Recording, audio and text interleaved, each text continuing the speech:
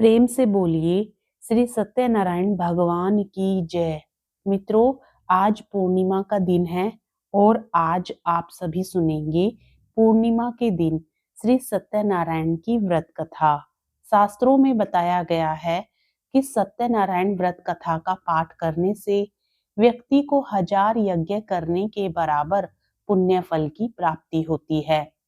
सत्यनारायण भगवान व्रत कथा में भगवान विष्णु के सत्य स्वरूप के बारे में बताया गया है।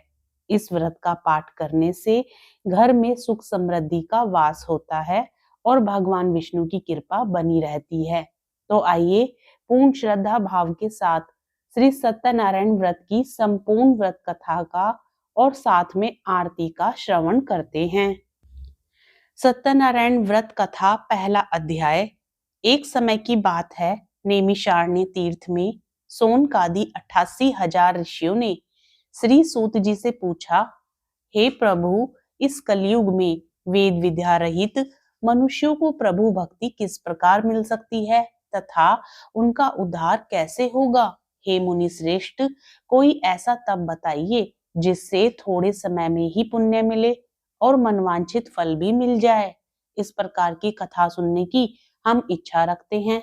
सर्वशास्त्रों के ज्ञाता सूत जी बोले, हे वैष्णवों में पूज्य, आप सभी ने प्राणियों के हित की बात पूछी है, इसलिए मैं एक ऐसे श्रेष्ठ व्रत को आप लोगों को बताऊंगा जिसे नारद जी ने लक्ष्मी नारायण जी से पूछा था और लक्ष्मीपति ने मुनि श्रेष्ठ नारद जी से कहा था। अब आप इसे ध्यान से सुनिए। एक समय की बात है, योगी राज नारद जी दूसरों के हित की इच्छा के लिए अनेक लोकों में घूमते हुए मृत्यु लोक में आ पहुंचे। यहाँ उन्होंने अनेक योनियों में जन्मे प्राय सभी मनुष्यों को अपने कर्मों द्वारा अनेक दुखों से पीड़ित देखा।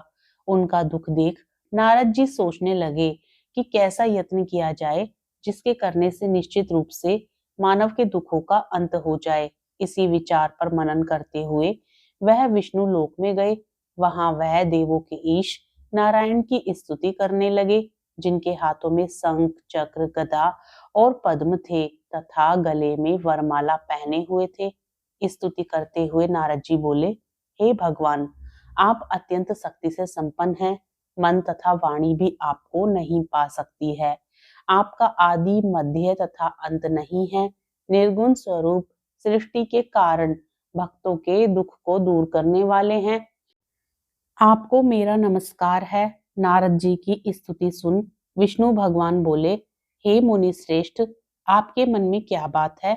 आप किस काम के लिए पधारे हैं, उसे निसंकोच कहो। इस पर नारद मुनि बोले कि मृत्यु लोक में अनेक योनियों में जन्मे मनुष्य अपने कर्मों के द्वारा अनेकों दुखों से दुखी हो रहे हैं। हे नाथ, आप मुझ पर दया रखते हैं तो बताइए कि वो मनुष्य थोड़े प्रयास से ही अपने दुखों से कैसे छुटकारा पा सकते हैं। श्री हरि बोले, हे नारद, मनुष्यों की भलाई के लिए तुमने बहुत अच्छी बात पूछी है। जिसके करने से मनुष्य मोह से छूट जाता है, वह बात मैं कहता हूँ, उसे सुनो। स्वर्गलोक व मृत्युलोक दोनों में एक दुर्लभ उत्तम व्रत है जो पुण्य देने वाला है। आज प्रेमवश होकर मैं उसे तुमसे कहता हूँ। श्री सत्यनारायण भगवान का यह व्रत अच्छी तरह विधान पूर्वक करके मनुष्य तुरंत ही यहाँ सुख भोग कर मरने पर मोक्ष पाता है। श्री हरि के वचन सुन नारद जी बोले कि उस व्रत का फल क्या है और उसका विधान क्या है? यह व्रत किसने किया था? इस व्रत को किस दिन करना चाहिए? सभी कुछ विस्तार से बताएं। नारद की बात सुनकर श्री हरि बोले, दुख व शोक को दूर करने वाला, यह सभी स्थानों पर विजयी दिलाने वाला है। मानव को भक्ति व श्रद्धा के साथ शाम के समय में श्री सत्यनारायण भगवान की पूजा धर्मपरायण होकर ब्राह्मणों व बंधुओं के साथ करनी चाहिए। भक्ति भाव से नैवेद्य केले का फल, घी, दूध और गेहूं का आटा सवाया ले। गेहूं के स्थान पर साठी का आटा, शक्कर तथा गुड़ लेकर व सभी भक्षण योग्य पदार्थों को मिलाकर भगवान का भोग लगाएं। ब्राह्मणों सहित बंधु बांधवों को भी भोजन कराएं। उसके बाद स्वयं भोजन करें। भजन कीर्तन के साथ भगवान की भक्ति में लीन हो जाएं। इस तरह से सत्यनारायण भगवान का यह व्रत करने पर मनुष्य की सारी इच्छाएं निश्चित रूप से पूरी होती हैं। इस कलिकाल अर्थात कलयुग में मृत्यु लोक में मोक्ष का यही एक सरल उपाय बताया गया है। इस प्रकार श्री सत्यनारायण व्रत कथा का पहला अध्याय संपूर्ण होता है। प्रेम से बोलिए श्री सत्यनारायण भगवान की जय। अब सुनिए दूसरे अध्याय की कथा। सूत जी बोले, हे ऋषियों, जिसने पहले समय में इस व्रत को किया था उसका इतिहास कहता हूँ, ध्यान से सुनो। सुंदर काशीपुरी नगरी में एक अत्यंत निर्धन ब्राह्मण रहता था। भूख प्यास से परेशान वह धरती पर घूमता रहता था। ब्राह्मणों से प्रेम करने वाले भगवान ने एक दिन ब्राह्मण का वेश धारण कर उसके पास जाकर पूछा, हे विप्र, नित्य दुखी होकर तुम पृथ्वी पर क्यों घूमते हो? दीन ब्राह्मण बोला, मैं निर्धन ब्राह्मण हूँ, भिक्षा के लिए धरती पर घूमता हूँ। हे भगवान, यदि आप इसका उपाय जानते हो तो बताइए। वृद्ध ब्राह्मण कहता है कि सत्यनारायण भगवान मनोवांछित फल देने वाले हैं, इसलिए तुम उनका पूजन करो। इसे करने से मनुष्य सभी दुखों से मुक्त हो जाता है। वृद्ध ब्राह्मण बनकर आए सत्यनारायण भगवान उस निर्धन ब्राह्मण को व्रत का सारा विधान बताकर अंतर ध्यान हो गए। ब्राह्मण मन ही मन सोचने लगा कि जिस व्रत को वृद्ध ब्राह्मण ने करने को कहा है मैं उसे जरूर करूंगा। यह निश्चय करने के बाद उसे रात में नींद नहीं आई। वह सवेरे उठकर सत्यनारायण भगवान के व्रत का निश्चय कर भिक्षा के लिए चला गया। उस दिन निर्धन ब्राह्मण को भिक्षा में बहुत धन मिला, जिससे उसने बंधु बांधवों के साथ मिलकर श्री सत्यनारायण भगवान का व्रत संपन्न किया। भगवान सत्यनारायण का व्रत संपन्न करने के बाद वह निर्धन ब्राह्मण सभी दुखों से छूट गया और अनेक प्रकार की संपत्तियों से युक्त हो गया। उसी समय यह ब्राह्मण हर माह इस व्रत को करने लगा। इस तरह से सत्यनारायण भगवान के व्रत को जो मनुष्य करेगा वह सभी प्रकार के पापों से छुटकर मोक्ष को प्राप्त होगा। जो मनुष्य इस व्रत को करेगा वह भी सभी दुखों से मुक्त हो जाएगा।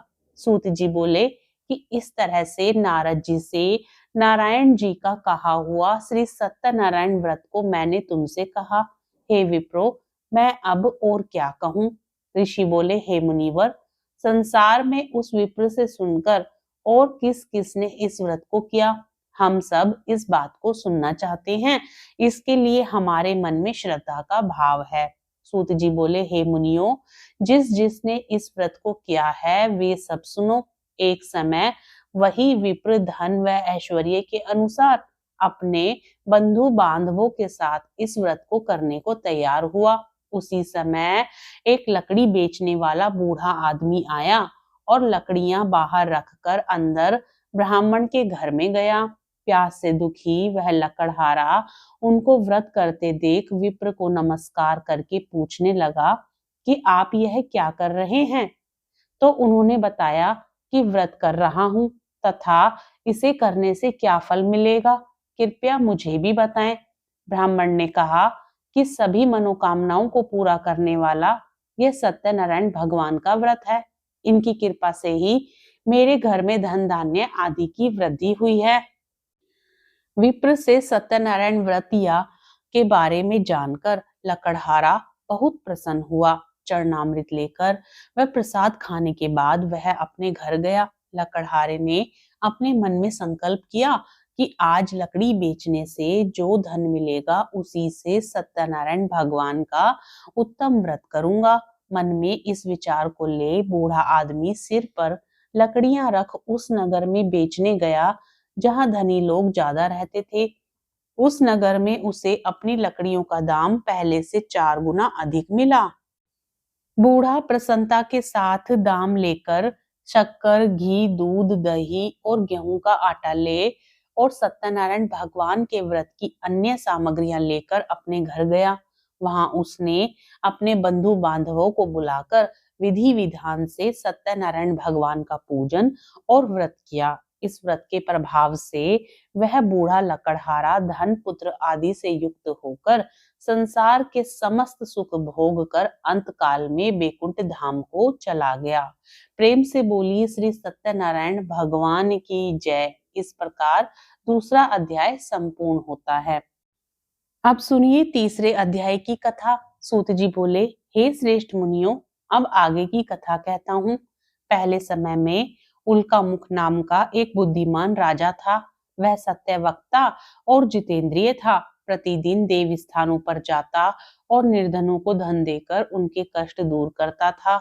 उसकी पत्नी कमल के समान मुख वाली तथा सती साध्वी थी। भद्रशिला नदी के तट पर उन दोनों ने श्री सत्यनारायण भगवान का व्रत किया। उसी समय साधु नाम का एक वैश्य आया। उसके पास व्यापार करने के लिए बहुत सा धन भी था। राजा को व्रत करते देखकर वह विनय के साथ पूछने लगा, हे राजन, भक्ति भाव से पूर्ण होकर आप यह क्या कर रहे हैं? मैं सुनने की इच्छा रखता हूँ, तो आप मुझे बताएं। राजा बोला, हे साधु, अपने बंधु बांधवों के साथ पुत्रादि की प्राप्ति के लिए एक महाशक्तिमान श्री सत्यनारायण भगवान का व्रत व पूजन कर रहा हूँ। राजा के वचन सुन साधु आदर से बोला, हे राजन, मुझे इस व्रत का सारा विधान कहिए। आपके कथनानुसार मैं भी इस व्रत को करूंगा। मेरी भी संतान नहीं है और इस व्रत को करने से निश्चित रूप से मुझे संतान की प्राप्ति होगी। राजा से व्रत का सारा विधान सुन व्यापार से निवृत्त हो वह अपने घर गया। साधु वैश्य ने अपनी पत्नी को संतान देने वाले इस व्रत का वर्णन कह सुनाया और कहा कि जब मेरे संतान होगी तब मैं इस व्रत को करूंगा। साधु ने इस तरह के वचन अपनी पत्नी लीलावती से कहे। एक दिन लीलावती पति के साथ आनंदित हो सांसारिक धर्म में प्रवृत्त होकर सत्यनारायण भगवान की कृपा से गर्भवती हो गई। 10वें महीने में उसके गर्भ से एक सुंदर कन्या ने जन्म लिया। दिनों दिन वह ऐसे बढ़ने लगी जैसे कि शुक्ल पक्ष का चंद्रमा बढ़ता है। माता पिता ने अपनी कन्या का नाम कलावती रखा। एक दिन लीलावती ने मीठे शब्दों में अपने पति को याद दिलाया कि आपने सत्यनारायण भगवान के जिस व्रत को करने का संकल्प किया था उसे करने का समय आ गया है। आप इस व्रत को करिए। साधु बोला कि हे प्रिय, इस व्रत को मैं उसके विवाह पर करूंगा। इस प्रकार अपनी पत्नी को आश्वासन देकर वह नगर को चला गया। कलावती पिता के घर में रह वृद्धि को प्राप्त हो गई। साधु ने एक बार अपने नगर में अपनी कन्या को सखियों के साथ देखा तो तुरंत ही दूत को बुलाया और कहा कि मेरी कन्या के योग्य वर देख कर लाओ।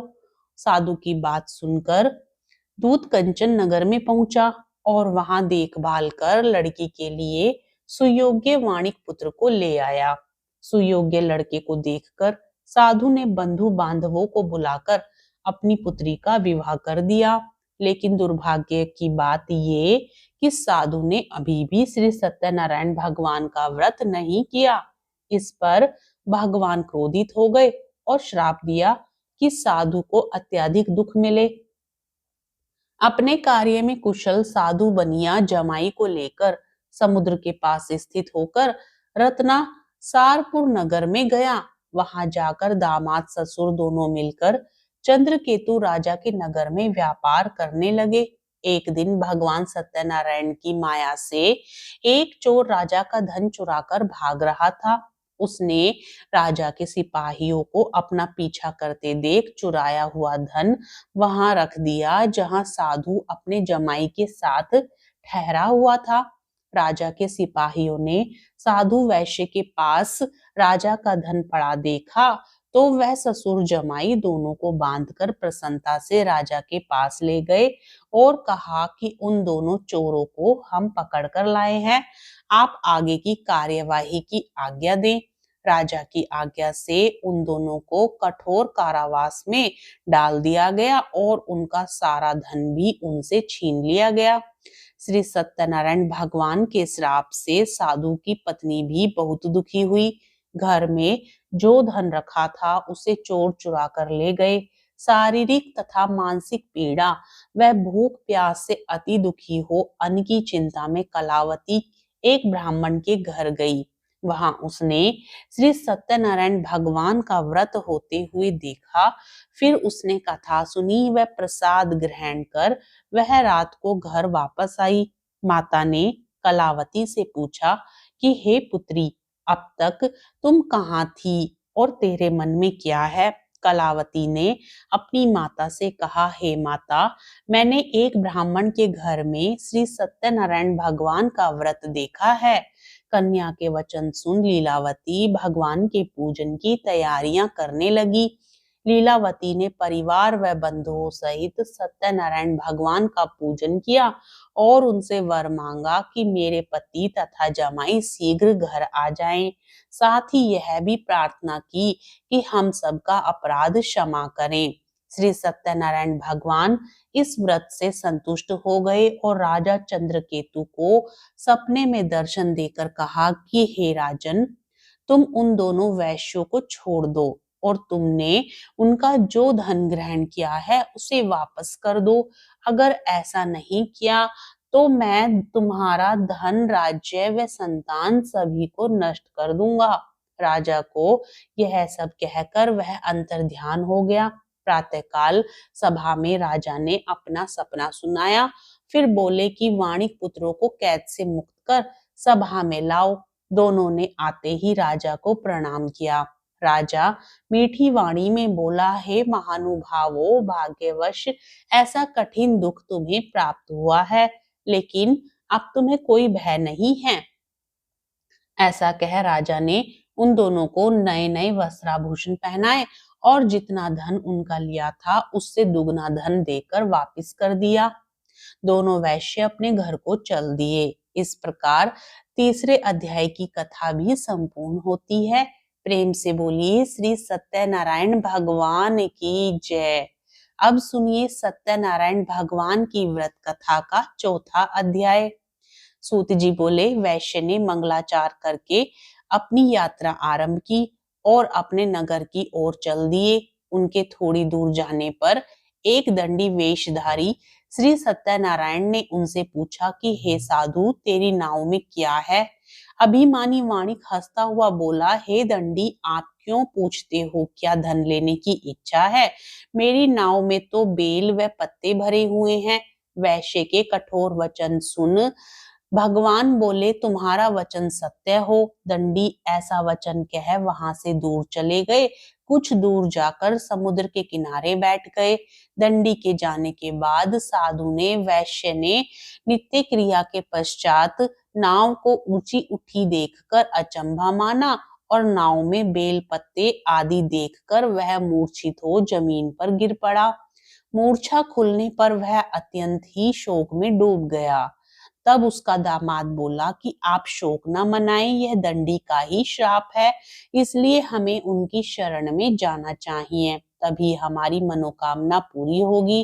दामाद की बात सुनकर वह दंडी के पास पहुंचा और अत्यंत भक्ति भाव से नमस्कार करके बोला, मैंने आपसे जो असत्य वचन कहे थे उनके लिए मुझे क्षमा दें।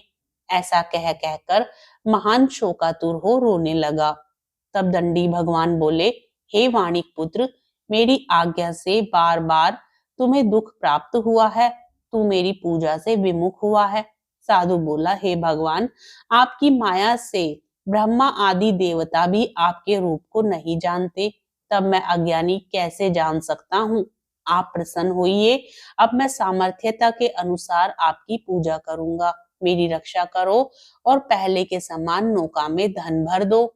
साधु वैश्य के भक्ति पूर्वक वचन सुनकर भगवान प्रसन्न हो गए और उसकी इच्छा अनुसार वरदान देकर अंतर्ध्यान हो गए।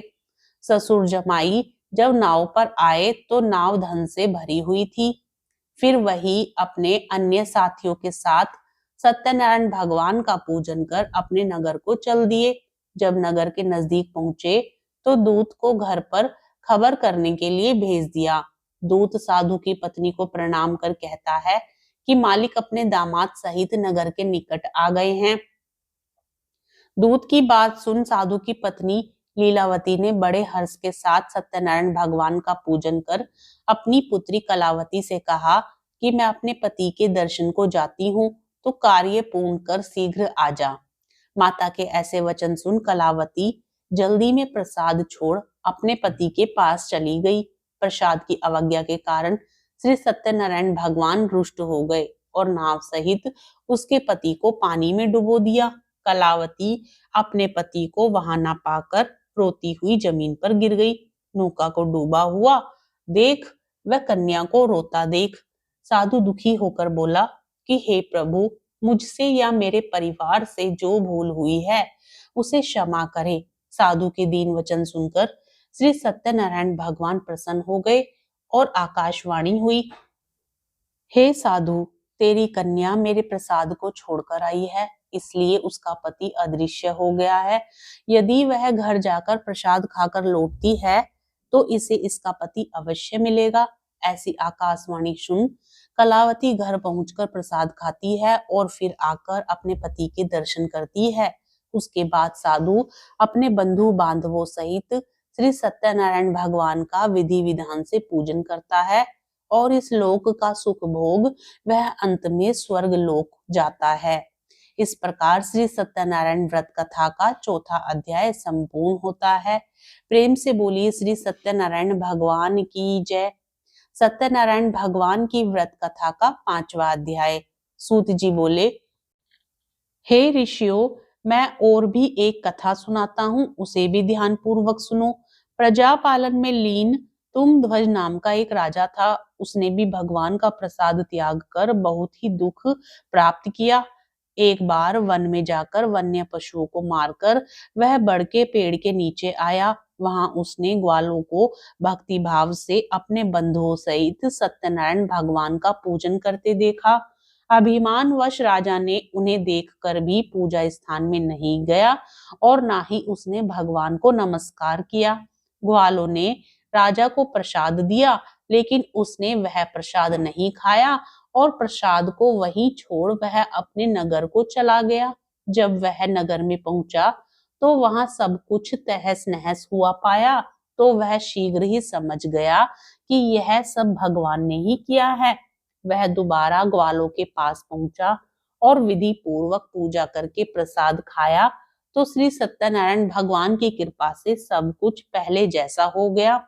दीर्घ काल तक सुख भोगने के बाद मरणोपरांत उसे स्वर्ग लोक की प्राप्ति हुई। जो मनुष्य इस परम दुर्लभ व्रत को करेगा तो भगवान सत्यनारायण की अनुकंपा से उसे धन धान्य की प्राप्ति होगी। निर्धन धनी हो जाता है और भयमुक्त हो जीवन जीता है। संतानहीन मनुष्य को संतान सुख मिलता है और सारे मनोरथ पूर्ण होने पर मानव अंतकाल में वैकुंठ धाम को जाता है। सूत जी बोले, जिन्होंने पहले इस व्रत को किया है, अब उनके दूसरे जन्म की कथा कहता हूँ। वृद्ध शतानंद ब्राह्मण ने सुदामा का जन्म लेकर मोक्ष की प्राप्ति की। लकड़हारे ने अगले जन्म में निषाद बनकर मोक्ष प्राप्त किया। उल्कामुख नाम का राजा दशरथ होकर बैकुंठ को गए। साधु नाम के वैश्य ने मोर ध्वज बनकर अपने पुत्र को आरे से चीरकर मोक्ष पाया।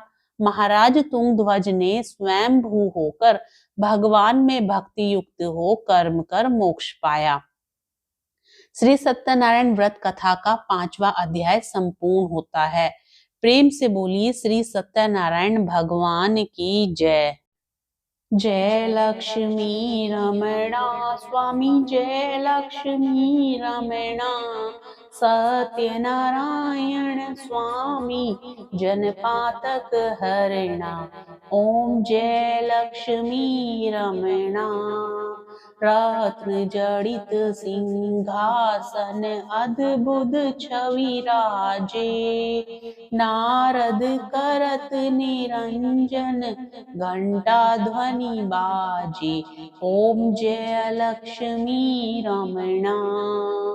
प्रगट भय कली कारण द्विज को दर्श दियो। बूढ़ो ब्राह्मण बने कर कंचन महल कियो। ओम जय लक्ष्मी रमणा। दुर्बल भील कठारो जिन पर कृपा करी। चंद्रचूड़ एक राजा तिन की विपत्ति हरी। ओम जय लक्ष्मी रमणा वैश्य मनोरथ पायो। श्रद्धा तज दीनी सो फल भोग्यो प्रभु जी फिर स्तुति कीनी। ओम जय लक्ष्मी रमणा भाव भक्ति के कारण छिन छिन रूप धरो। स्वामी छिन छिन रूप धरो। श्रद्धा धारण कीनी तिनको काज सरो। ओम जय लक्ष्मी रमणा ग्वाल बाल संग राजा वन में भक्ति करी। मने वांछित फल दीनो दीन दयालु हरि। ओम जय लक्ष्मी रमणा चढ़द प्रसाद सवायो कदली फल मेवा। धूप दीप तुलसी से राजी सत्य देवा। ओम जय लक्ष्मी रमणा सत्यनारायण जी की आरती जो कोई नर गावे। तन मन सुख संपत्ति मन वांछित फल पावे। ओम जय लक्ष्मी रमणा। प्रेम से बोलिए श्री सत्यनारायण भगवान की जय।